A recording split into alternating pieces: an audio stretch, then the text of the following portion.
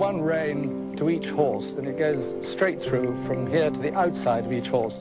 When we would go carriage driving, well, first of all, he'd take me on a different route every day, and I do not know how he managed to do that. Please subscribe. It costs you nothing, but it truly means so much to me. What if the quietest grandchild of Queen Elizabeth, the young woman who once worked a regular job at a garden center, was actually being positioned to receive more royal treasures than anyone expected? While the public stayed busy debating Prince Harry's exile and Prince William's massive royal responsibilities, something far quieter and far more surprising was unfolding behind palace walls. In the final years of her life, Queen Elizabeth quietly began making personal decisions about her treasured belongings. These choices weren't announced with grand ceremonies or official statements. Instead, they happened quietly, almost secretly, and when word began to leak, insiders realized something shocking. One unexpected royal appeared to be benefiting the most from the Queen's private generosity. Lady Louise Windsor, the soft-spoken granddaughter many people barely noticed. Lady Louise, only 22, suddenly became the focus of whispers around the palace. The items she quietly received revealed something deeper about Queen Elizabeth's personal feelings and loyalties. Even more surprising, these choices reportedly caused tension for at least one person inside the royal circle, Queen Camilla. The story of what Lady Louise inherited and what it might say about the Queen's view of Camilla's family is something palace insiders rarely discuss out loud. Before diving into what Lady Louise inherited, you have to understand the powerful relationship she shared with her grandmother, Queen Elizabeth II.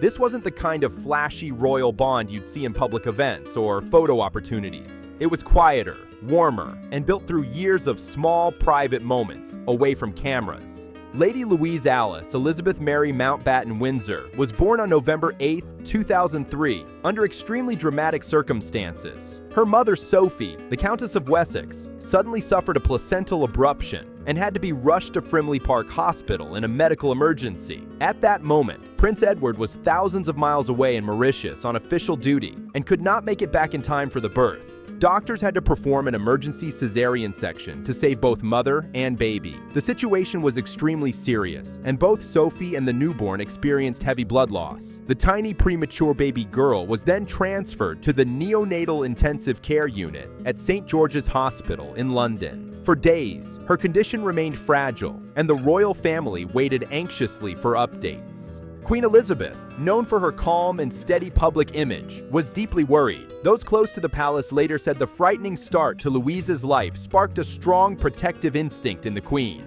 From that moment forward, the monarch reportedly kept a special eye on her youngest granddaughter. Lady Louise faced more challenges growing up. She was born with a condition called esotropia, which caused her eyes to turn inward. As a child, she underwent several surgeries to correct the issue. Through it all, the Queen reportedly showed an especially tender side when it came to Louise. Being the youngest granddaughter, and much younger than William and Harry, made her stand out in the family dynamic. A palace insider revealed in 2019 that the Queen seemed particularly fond of spending time with Louise. They often shared quiet moments together at Balmoral, the royal family's beloved Scottish retreat. According to the insider, Louise quickly became a favorite companion during those summer stays. Her younger brother James was also close to the Queen, but Louise seemed to hold a unique place in her grandmother's heart. The favoritism surprised many royal watchers. After all, the world often focused on William and Harry as the Queen's most visible grandsons. But insiders claimed Louise had a calm personality that the Queen truly appreciated. During family holidays at Balmoral, Louise would even help Prince William and Catherine by entertaining their children.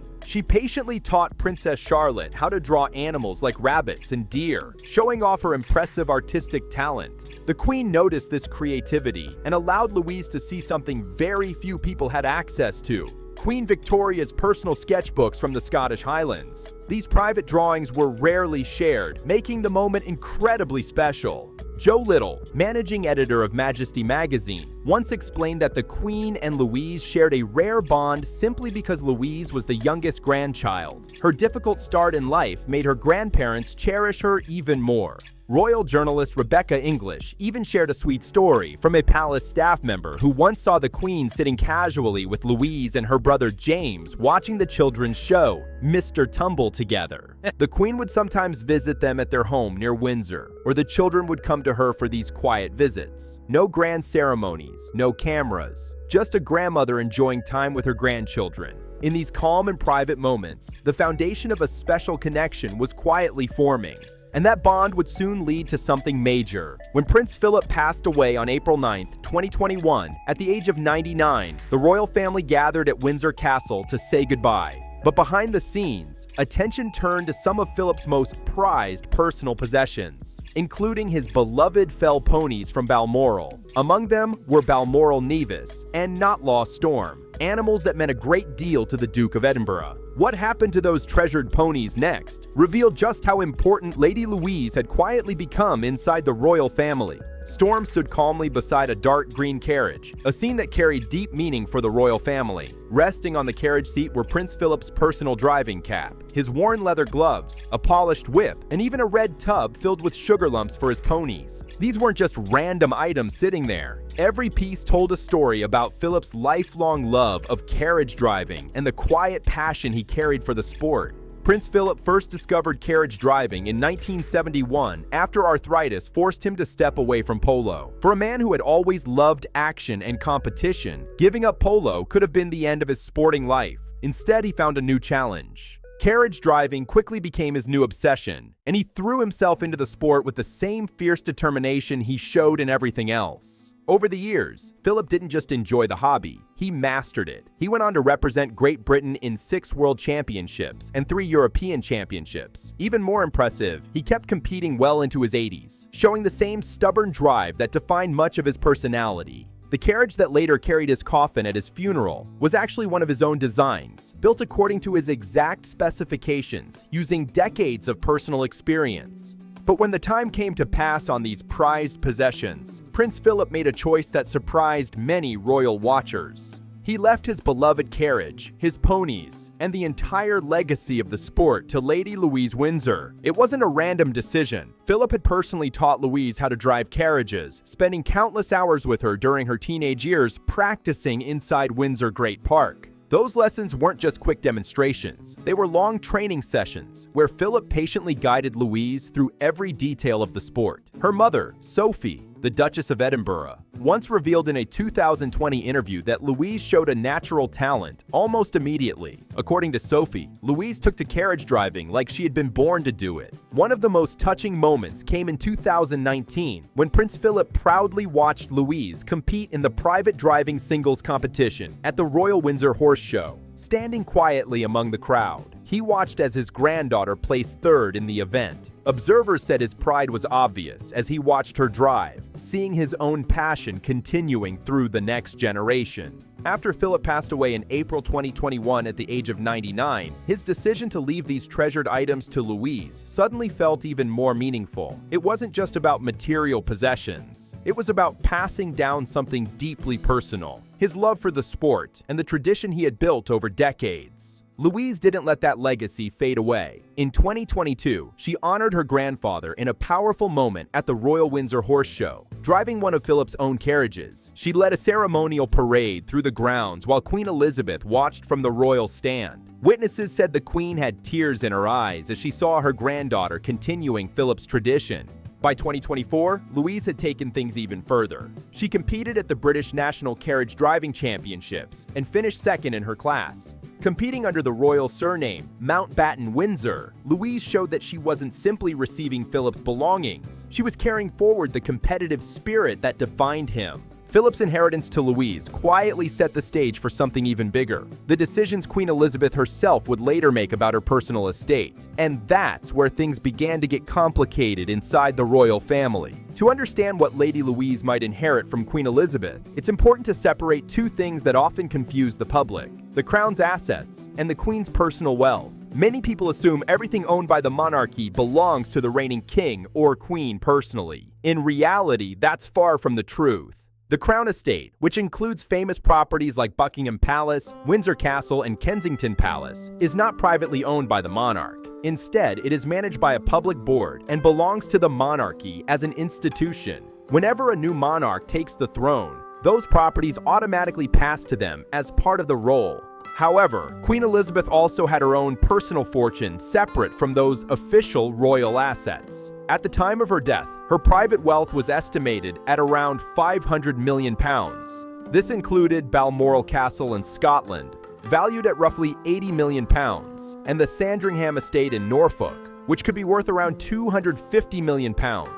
These properties were privately purchased by earlier generations of the royal family and legally belonged to Elizabeth herself. That meant she had the power to decide exactly how they would be passed down. Along with those estates, Elizabeth also owned over 300 pieces of personal jewelry, a valuable collection separate from the famous crown jewels. Her private collection also included racehorses, classic cars, and investment portfolios that could be worth hundreds of millions when adjusted over time. Altogether, her personal assets represented one of the most significant private fortunes held by any monarch in modern British history. Another key factor is a special rule created in 1993. Under an agreement with the British government, transfers of wealth from one monarch to the next are exempt from the usual 40% inheritance tax. That meant when Elizabeth's estate passed to King Charles, it could transfer fully without massive tax losses. Still, the Queen had the power to distribute specific personal items however she wished before her passing. According to reports, she spent her final months reviewing her most treasured belongings and deciding exactly who should receive them. And some of those decisions reportedly caught members of the royal family completely off guard.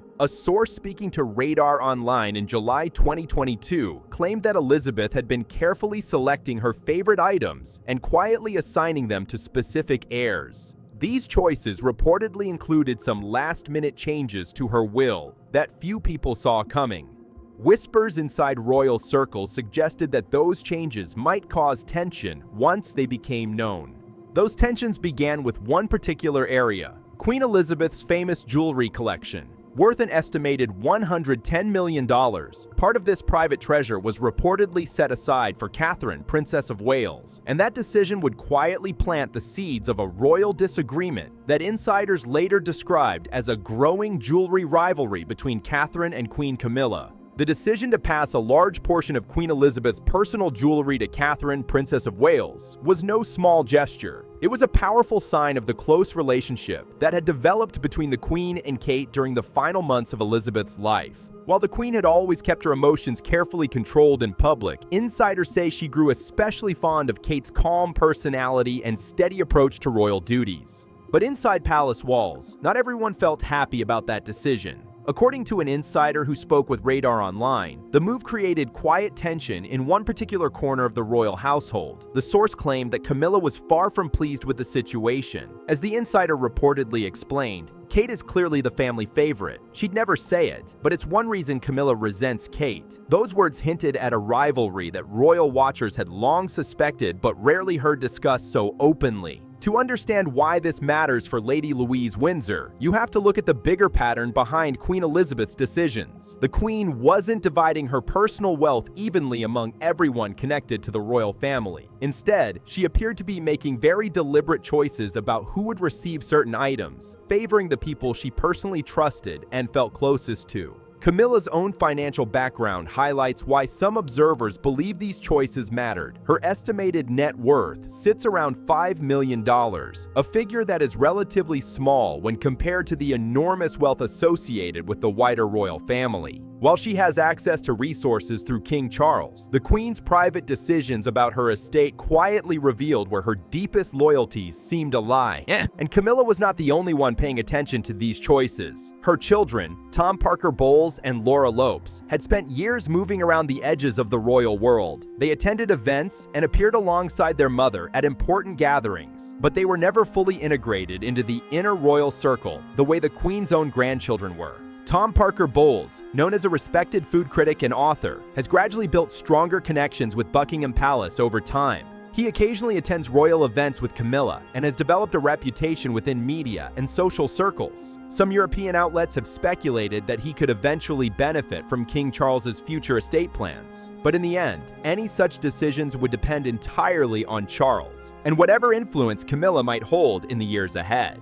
When it came to Queen Elizabeth's own personal wealth, however, the decisions were hers alone. And by many accounts, she chose to direct much of that wealth toward the people she loved most. That pattern becomes clearer when looking at another royal branch that quietly gained favor in the Queen's later years. The family of Prince Edward and Sophie, Duchess of Edinburgh.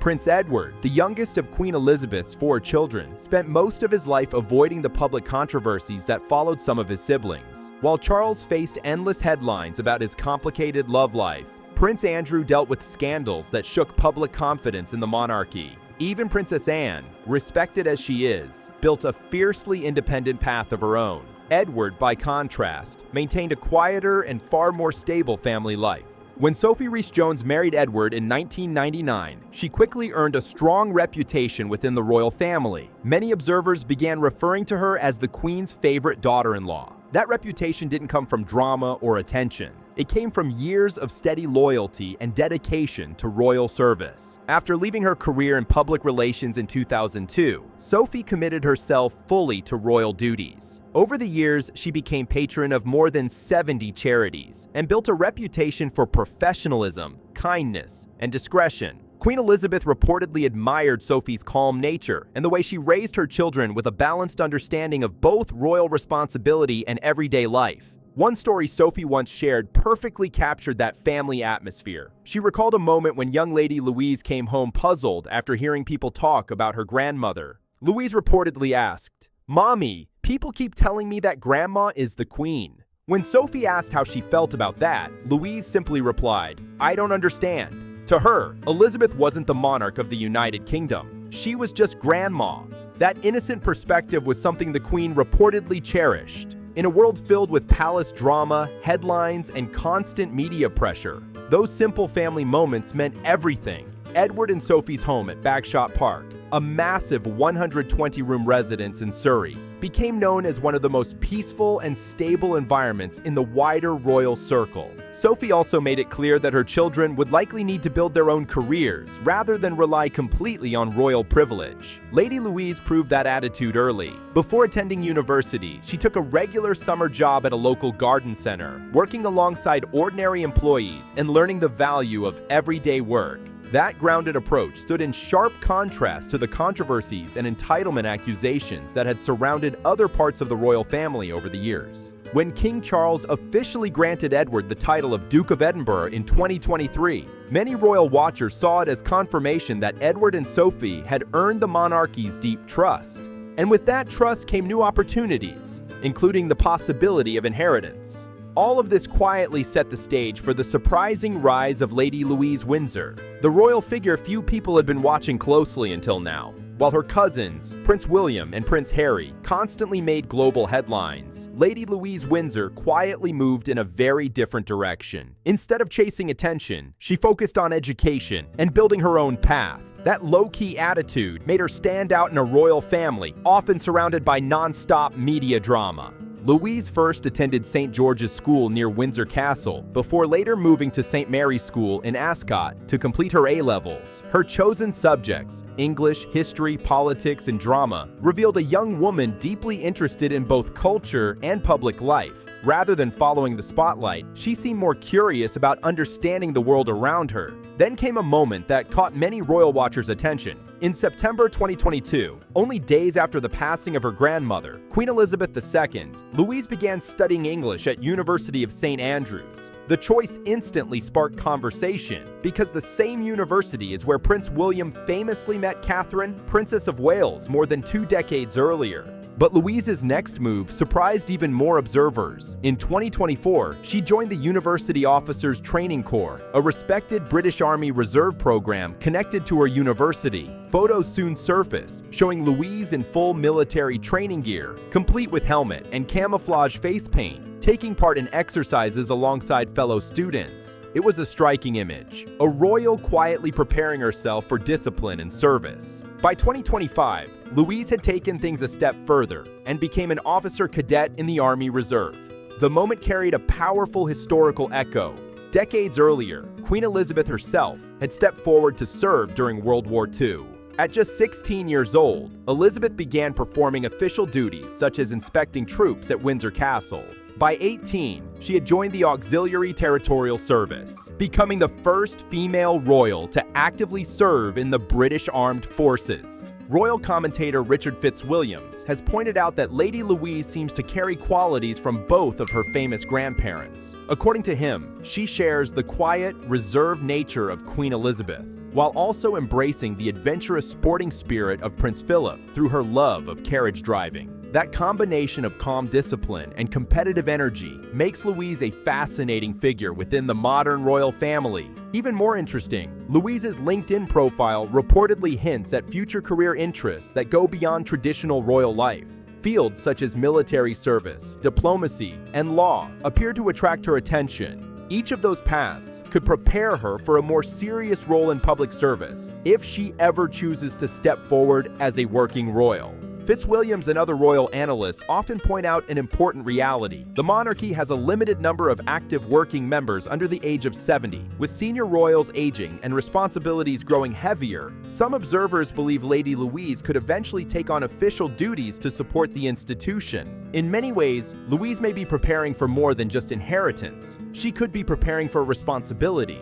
Wealth and property may be part of her future, but the bigger story might be the role she eventually plays inside the monarchy itself. Behind palace doors, however, not everyone views these developments with excitement. Some reports claim that members connected to Queen Camilla have quietly expressed frustration about how inheritances and royal influence appear to be unfolding. Although Camilla was named Queen Consort, many of Queen Elizabeth's personal gifts and jewelry reportedly went elsewhere, particularly to Catherine and several grandchildren. Insiders claim this situation has created tension regarding future inheritance decisions, especially those that could involve Prince Harry or other family members. Some rumors even suggest discussions about how future estates might be divided. Still, those matters remain private and ultimately depend on decisions made by King Charles III.